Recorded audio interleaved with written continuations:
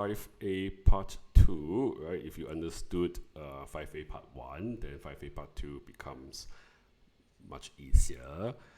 All right, so we are trying to increase membrane fluidity, right? Because the temperatures are dropping. Okay, so besides the cis fatty acids with the kinks, how else, right, can the bacteria increase membrane fluidity? By modifying the membrane structure, right? So we can have more unsaturated fatty acids with double bonds, especially the cis double bonds, obviously, right? So the A part 1 is on fatty acids that are already unsaturated, but there are two types of unsaturated fatty acids, right? The cis and trans.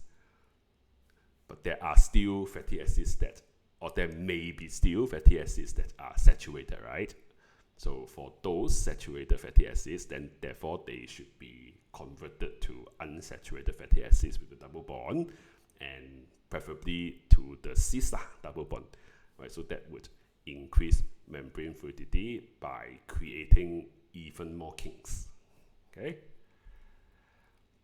Of course, you can also modify the length of the fatty acids, right?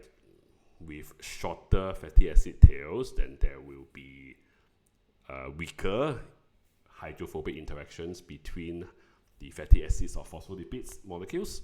So therefore, increasing the membrane fluidity. And obviously, this is something that most of you have written, right, to have more cholesterol in the membrane, right? Because in low temperature, right, cholesterol prevents the phospholipids from packing too closely together, right? So therefore increasing membrane fluidity, or at least preventing the fluidity from decreasing too much, right? So preventing decreasing too much is increased lah. Okay, so these are the answers, therefore, yeah. Okay.